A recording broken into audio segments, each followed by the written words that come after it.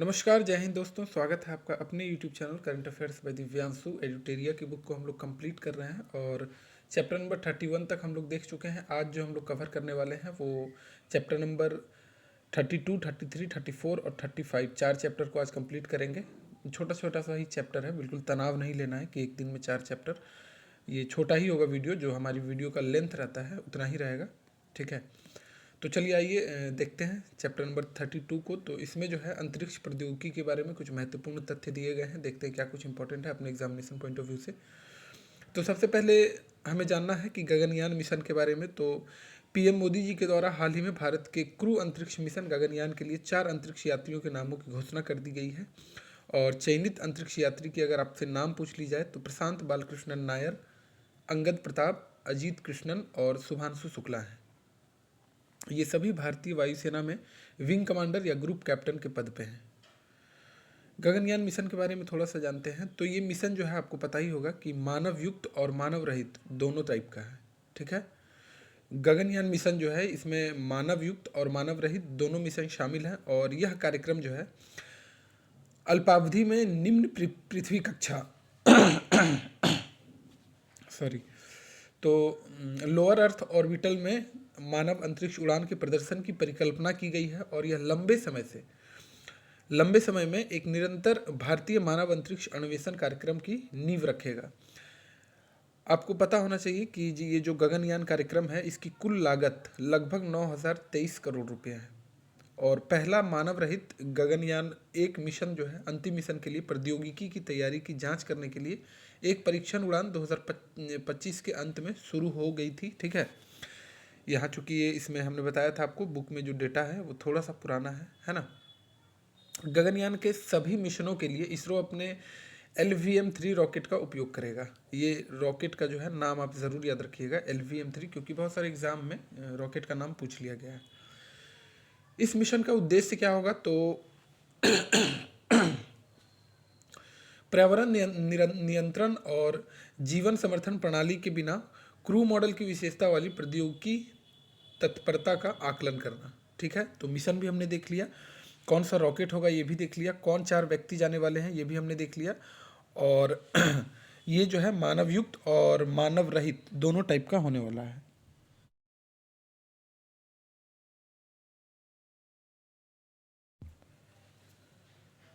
अगला जो है चंद्रयान 3 में भारत ने कीर्तिमान रचा, आपको पता ही है। तो यह जो है एक भारत का महत्वाकांक्षी चंद्र मिशन था, हमने देखा, जिसका उद्देश्य चंद्रमा की संरचना के बारे में बेहतर ढंग से समझना और उसके विज्ञान को अभ्यास में लाने के लिए चंद्रमा की सतह पर उपलब्ध रासायनिक और प्राकृतिक तत्वों जैसे मिट्टी, पानी, इनका जो है वैज्ञानिक प्रयोग करना मेन उद्देश्य था। और इसे भी जो है वो LVM-3, अभी हमने यहाँ पे देखा था नाम में, आपको देखिए LVM-3 रॉकेट दिया गया है, यही उपयोग करेगा। जो चंद्रयान अपना गया था 2023 में, वो भी LVM-3 मार्क 4 से गया था, ठीक है। 14 जुलाई 2023 को सतीश धवन अंतरिक्ष केंद्र, जो कि श्रीहरिकोटा में है, यहाँ से लॉन्च किया गया था। और चंद्रयान 3 ने चंद्रमा की दक्षिणी ध्रुव के पास स्थित मैंजिनस यू क्रेटर के पास 40 दिनों की यात्रा के बाद 23 अगस्त 2023 को भारतीय समय अनुसार संध्या 6:04 में सफलतापूर्वक सॉफ्ट लैंडिंग किया, ठीक है। तो ये आपको पता होगा, जिन्हें नहीं पता जान लीजिए कि दक्षिणी ध्रुव पर सॉफ्ट लैंडिंग करने वाला अपना भारत जो है वो फर्स्ट देश बन चुका है, ठीक है। और 40 दिनों की यात्रा के बाद जब 23 अगस्त को वहाँ पे पहुँचा था, तो इस दिन को जो है हमने राष्ट्रीय अंतरिक्ष दिवस के रूप में मनाने की घोषणा की है, ठीक है। राष्ट्रीय अंतरिक्ष दिवस के रूप में मनाने की घोषणा की है और 23 अगस्त को प्रत्येक वर्ष राष्ट्रीय अंतरिक्ष दिवस मनाया जाता है। उपलक्ष्य यही था, चंद्रयान 3 के जो सफल सॉफ्ट लैंडिंग हुई थी उसके बाद ये घोषणा की गई थी।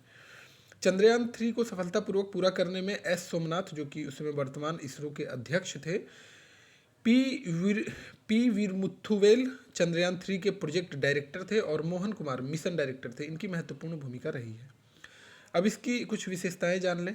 तो इसमें मुख्यतः 3 मॉड्यूल था। पहला था प्रोपेशनल मॉडल, ठीक है, प्रोपल्सन मॉडल, और दूसरा है लैंडर मॉड्यूल, ठीक है, और तीसरा है रोवर मॉड्यूल। पहला है प्रोपल्सन मॉड्यूल, दूसरा है लैंडर मॉड्यूल और तीसरा है रोवर मॉड्यूल।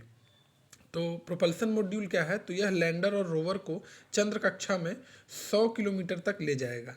साथ ही इसमें एक विशेष यंत्र शेप जो है वो spectropolarimetry of habitable planetary Earth, ये सब इंग्लिश में ही लिखा रहता है तो पढ़ना आसान होता है ना। चलिए, तो ये लगा है जो चंद्र कक्षा से पृथ्वी तक ध्रुवीय माप के साथ साथ महत्वपूर्ण अध्ययन करेगा। ये प्रोपल्सन मॉड्यूल का हिस्सा, मतलब प्रोपल्सन मॉड्यूल में क्या हुआ वो हमने देखा। चंद्रयान 3 के लैंडर का नाम आपको पता है विक्रम था और रोवर का नाम प्रज्ञान रखा गया था। रोवर में 6 पहिए थे। विक्रम लैंडर पर 4 पेलोड लगे थे, रंभा, ये चेस्ट, इल्सा और एलारे। ठीक है, ये 4 जो थे पेलोड रखे गए थे। चलिए आगे देखते हैं। प्रज्ञान रोवर पर 2 payload laser induced breakdown spectroscope LIBS और alpha particle x ray spectrometer APXS लगे थे, जिसका उद्देश्य जो था वो लैंडिंग स्थल के आसपास मौलिक संरचना प्राप्त करना था। रोवर प्रज्ञान जो है वो लैंडर विक्रम के साथ कम्युनिकेशन करेगा और डेटा इकट्ठा करेगा। चंद्रयान 3 मिशन के दौरान रोवर के टायरों ने चंद्रमा की सतह पर भारत का राष्ट्रीय चिन्ह अशोक स्तंभ का निशान बनाया। ये काफ़ी वायरल भी हुआ था, मतलब न्यूज़ में आया था, हमने देखा भी था। चंद्रयान 3 ने चंद्रमा की सतह पर एक चंद्र दिवस यानी कि 14 पृथ्वी दिवस के बराबर होता है, उतना तक जो है चंद्रयान 3 ने काम किया। कुछ अन्य बिंदु पे अगर हम बात कर लें तो भारत चंद्रमा के दक्षिण ध्रुव पर पहुंचने वाला पहला देश है, हमने देखा।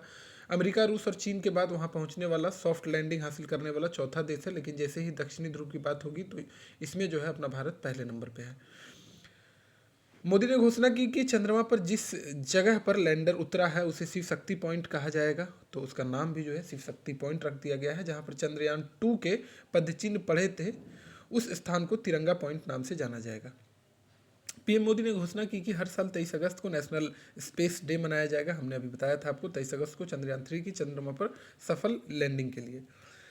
चंद्रयान 1 मिशन के बारे में थोड़ा सा जान लीजिए। ये जो है 22 अक्टूबर 2008 को जो है रॉकेट PSLV C11 द्वारा सफलतापूर्वक लॉन्च किया गया था। वहीं अगर चंद्रयान 2 की बात कर ली जाए तो 22 जुलाई 2019 को GSLV MK3 द्वारा लॉन्च किया गया था, जिसके अंतर्गत एक ऑर्बिटर ने सफलतापूर्वक चंद्रमा की कक्षा में प्रवेश किया। किंतु जो लैंडर था, जो यहाँ पर लैंडर अपना रोवर देख रहे हैं, लैंडर विक्रम सुरक्षित लैंड करने में विफल रहा था। ठीक है, जो लैंड यहाँ पर लैंडर हमने देखा था अभी, विक्रम और रोवर प्रज्ञान, तो उस समय जो है विक्रम जो है सॉफ्ट लैंडिंग करने में असफल रहा था। चलिए, आदित्य L1 की अगर बात कर ली जाए तो आपको पता है आदित्य मतलब सूर्य का एक तरह से पर्यायवाची है ना। तो आदित्य L1 जो है, ये आदित्य L1 सूर्य के व्यापक अध्ययन के लिए समर्पित उपग्रह है, जिससे जिसके जो प्रोजेक्ट डायरेक्टर है वो निगार शाजी हैं। मिशन डायरेक्टर जो है वो बीजू SR हैं। संस्कृत में आदित्य का अर्थ सूर्य ही है, हमने बताया भी आपको। यहाँ L1 सूर्य पृथ्वी प्रणाली के लैग्रेंज पॉइंट 1, ठीक है, L1 जो है वो लैग्रेंज पॉइंट 1 है। इसी तरह L2 होता है, L3 होता है। तो L1 जो है अंतरिक्ष में वह स्थान है जहाँ सूर्य और पृथ्वी जैसे 2 खगोलीय पिंडों के गुरुत्वाकर्षण बल संतुलन में है, इसलिए वहाँ पर जाने की बात की गई है। इसरो ने 2 सितंबर 2023 को अपने पहले सूर्य मिशन आदित्य L1 को प्रक्षेपित किया और सतीश धवन अंतरिक्ष केंद्र, जो कि श्रीहरिकोटा में है, यहाँ से PSLV C57 के माध्यम से आदित्य L1 उपग्रह का सफल प्रक्षेपण कर दिया है। तो एक निश्चित दूरी पर है, आपको पता है गुरुत्वाकर्षण बल संतुलन में है, सूर्य के पास इतनी ऊष्मा है, इतनी एनर्जी है कि वहाँ मतलब उसके अगर रेंज में कोई पहुँच जाए, अगर बहुत अच्छे से, बहुत तैयारी के साथ आपने उपग्रह को डिज़ाइन नहीं किया है तो उपग्रह कहाँ चला जाएगा ये पता भी नहीं चलेगा जल के, है ना। तो L1 पास क्यों भेजा गया वो हमने देखा। आदित्य L1 को पृथ्वी से लगभग 15 लाख किलोमीटर की दूरी पर पृथ्वी और सूर्य के बीच L1 यानी लैग्रेंज बिंदु 1 के पास एक प्रभामंडल कक्षा में स्थापित किया जाएगा, जहाँ यह सौर वायुमंडल, सौर चुंबकीय तूफान और पृथ्वी के चारों ओर के पर्यावरण पर उनके प्रभाव का अध्ययन करेगा। ठीक है, अब ध्यातव्य हो कि पृथ्वी सूर्य प्रणाली के ऑर्बिटर में 5 लैग्रेंज बिंदु यानी L1, L2, L3, L4, L5 हमने भी बताया था आपको, स्थित है, जिसका नाम इटली के खगोल शास्त्री एक हुआ करते थे, जोसेफ लुई लैग्रेंज के नाम पर रखा गया है। आदित्य L1 में 7 अलग अलग पेलोड लगे हैं। अभी हमने देखा था चंद्रयान 3 में भी 4 लगे हुए थे, तो इसमें जो है 7 अलग अलग पेलोड लगे हुए हैं जो सूर्य का विस्तृत अध्ययन करेगा, जिसमें 4 पेलोड उपकरण सूर्य से प्रकाश का निरीक्षण करेंगे और शेष 3 प्लाज्मा और चुंबकीय क्षेत्र के स्थानीय मापदंडों को मापेगा। तो ये था चैप्टर नंबर 32। अब आते हैं आगे चैप्टर नंबर 33 पर। तो चैप्टर नंबर 33 में जो दिया गया है वो इसरो द्वारा वर्ष 2025 में कौन कौन से महत्वपूर्ण मिशन को अंजाम दिए गए हैं। आपको पता है इसरो जो है भारतीय अंतरिक्ष एजेंसी है। तो सबसे पहले देखेंगे कि उपग्रह लॉन्च तिथि और प्रक्षेपण यान कौन सा था। तो CMS-03 अन्य नाम GSAT-7R है और इसकी लॉन्च तिथि 2 नवंबर 2025 थी। प्रक्षेपण यान पूछा जाए तो LVM-3M5। ये सब आपको याद रखना है, इसमें कोई ये नहीं है, ठीक है। तो CMS-3 भारत की सबसे भारी था। ये 4410 किलोग्राम का संचार उपग्रह है जो स्वदेशी प्रक्षेपण यान LVM-3M5 द्वारा प्रक्षेपण इसका संपन्न हुआ था। अगला है निसार। ये 30 जुलाई 2025 को लॉन्च किया गया GSLV F-16 प्रक्षेपण यान था। और NASA ISRO synthetic aperture radar, ये निसार का फुल फॉर्म है, ठीक है। NASA ISRO synthetic aperture radar NASA और इसरो के बीच एक संयुक्त परियोजना है। ये नासा आपको पता है USA की अंतरिक्ष एजेंसी है ना। एक्सियोम 4 काफ़ी चर्चा में रहा था। तो ये 25 जून 2025 को फाल्कन 9 प्रक्षेपण यान से इसे लॉन्च किया गया था। और इस मिशन के अगर मुख्य उद्देश्य की बात कर ली जाए तो भारत, पोलैंड और हंगरी के लिए ISS तक पहुंच प्रदान करना है। और इसमें भारतीय अंतरिक्ष यात्री जो है शुभांशु शुक्ला भी शामिल थे, ठीक है। इसलिए हमने कहा भी कि काफ़ी चर्चा में रहा था, आपने पढ़ा भी होगा न्यूज़ में। अगला है US-09। ये 18 मई 2025 को लॉन्च किया गया PSLV C61 रॉकेट से। और इसके तीसरे चरण में तकनीकी समस्या आ जाने के कारण यह मिशन जो है दुर्भाग्यवश पूरा नहीं हो पाया। NVS-02 की बात कर ली जाए तो 29 जनवरी 2025 को लॉन्च किया गया था GSLV F-15 से। और यह इसरो का 100वां मिशन था। तो अगर आपसे पूछ लिया जाए एग्जाम में कि इसरो का 100वां मिशन कौन सा था, तो NVS-02 इसरो का 100वां मिशन था जो कि जनवरी 2025 में लॉन्च किया गया था। रॉकेट का नाम भी याद रखिएगा GSLV F-15। अब इसरो के आगामी लक्ष्य क्या है, क्योंकि इससे भी क्वेश्चन पूछा जाता है। आपको पता है भारत का जो लक्ष्य है वो 2035 तक अपना अंतरिक्ष स्टेशन बनाने का लक्ष्य रखा गया है ना, अंतरिक्ष स्टेशन। तो आइए देखते हैं। भारतीय अंतरिक्ष स्टेशन 2028 से 2035 ये एक नियोजित स्टेशन जिसका वजन जो है वो 20 टन होगा। और यह जो है पृथ्वी से लगभग 400 किलोमीटर ऊपर बनाया जाएगा। अपनी कक्षा में रहेगा जहां अंतरिक्ष यात्री 15 से 20 दिनों तक रह सकते हैं, ठीक है। मैं आपको बता दूं कि जब कोई अंतरिक्ष यात्री अंतरिक्ष में जाते हैं और किसी तरह की उनके साथ डिफ़िकल्टी होती है, किसी तरह की कोई दिक्कतें आती हैं, तो उस समय कोई भी देश, जैसे अमेरिका का है अपना अंतरिक्ष स्टेशन, ठीक है, हम अभी प्लान कर रहे हैं बनाने का, तो और भी देश हैं जिसके हैं। तो अगर कोई यात्री समझ लीजिए कि भारत से गया है और अगर किसी तरह की कोई डिफ़िकल्टी आ रही है, तो वहाँ पर एक्चुअली हम लोग सभी लोग जो भी जा रहे हैं वो एक तरह से मानव उद्धार के लिए काम कर रहे हैं। मतलब पूरे संपूर्ण जगत के मनुष्य के लिए काम कर रहे हैं, संपूर्ण जगत के लिए काम कर रहे हैं। तो वहाँ पर जो बाउंड्री होता है देश वाला वो ख़त्म हो जाता है। किसी तरह की कोई दिक्कत हो तो जितने दिन चाहे वो अमेरिका के स्पेस एजेंसी में रुक सकते हैं। अगर अमेरिकन यात्री उन्हें कोई दिक्कत है तो चाइना के स्पेस एजेंसी में रुक सकते हैं, है ना। और ये मतलब एक तरह से रूल बना हुआ है, कोई किसी को रोक नहीं सकता है ना। तो भारत का अपना जो स्पेस स्टेशन है वो 2035 तक बन के तैयार होने की संभावना है। चंद्रयान 4 को भी लॉन्च किया जाएगा 2027-28 में। और ये आपको पता है चंद्रयान श्रृंखले का चौथा चरण होगा। कई मॉड्यूल शामिल है इसमें। और इसका लक्ष्य जो है चंद्रमा से नमूने हैं जो विभिन्न तथ्य हैं उसे लाकर पृथ्वी तक पहुंचाना इसका मुख्य लक्ष्य रखा गया है। गगनयान लॉन्च किया जाएगा 2027 में 3 सदस्यों के चालक दल और 3 दिनों के मिशन के लिए 400 किलोमीटर की कक्षा है उसे भेजा जाएगा। अगला है शुक्रयान की भी हम बात कर रहे हैं। शुक्रयान 1 को जो 2028 में लॉन्च करने की बात की जा रही है। और शुक्र ग्रह के अध्ययन के लिए ऑर्बिटर भेजा जाएगा। आपको पता है शुक्र को पृथ्वी की बहन भी बोला जाता है ना। चंद्र ध्रुवीय अन्वेषण ल्यूपेक्स मिशन, ये आप नाम जरूर सुने होंगे, ल्यूपेक्स मिशन, इसे जो है 2027-28 में लॉन्च किया जाएगा। ये डेट बहुत इंपॉर्टेंट है, एग्जाम में पूछा जाता है, ज़रूर याद रखिएगा। ल्यूपेक्स मिशन कब लॉन्च करने की संभावना है, ये ऐसा पूछा जा सकता है कि आगामी वर्षों में इसरो के द्वारा या भारतीय अंतरिक्ष एजेंसी के द्वारा ल्यूपेक्स मिशन जो है कब लॉन्च किया जाएगा। तो जवाब होगा 2027-28। चंद्रमा के दक्षिणी ध्रुव क्षेत्र का पता लगाने के लिए जाक्सा, आपको पता है जाक्सा जो है जापान की अंतरिक्ष एजेंसी है ना, जापान की अंतरिक्ष एजेंसी है। और इसरो की एक अवधारणा मिशन है जाक्सा और इसरो, यानी जापान की और इंडिया की एक अवधारणा मिशन है। मंगलयान 2 लॉन्च करने की बात की जा रही है 2030 तक। और मंगल ग्रह के अध्ययन के लिए ऑर्बिटर, लैंडर एवं रोवर को भेजा जाएगा। चंद्रमा पर मनुष्य को भेजने का लक्ष्य जो है वो 2040 रखा गया है। ये दो लक्ष्य आप जरूर याद रखिएगा, 2035 तक अपना अंतरिक्ष स्टेशन और 2040 तक भारत जो है चंद्रमा पे मनुष्य को भेजेगा। एक्सियम 4 मिशन के बारे में थोड़ा सा डिटेल में पढ़ेंगे, हमने बताया था काफ़ी चर्चा में रहा था। चैप्टर नंबर 35 को हम लोग कवर कर रहे हैं। तो एक्सियम 4 जो मिशन है वो 4 यहाँ पे है। तो 4 का जो है चालक दल 15 जुलाई को 15:03 IST पर स्पेसएक्स ड्रैगन ग्रेस पर सवार होकर कैलिफोर्निया के तट पर सुरक्षित रूप से उतर गया था, है ना, उतरे थे।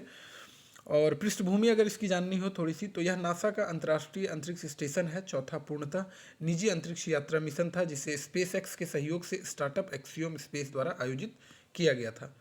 ठीक है, तो इम्पॉर्टेंट है कि किसके द्वारा किया गया था, तो एक्सियोम स्पेस द्वारा आयोजित किया गया था और स्पेस एक्स के सहयोग से।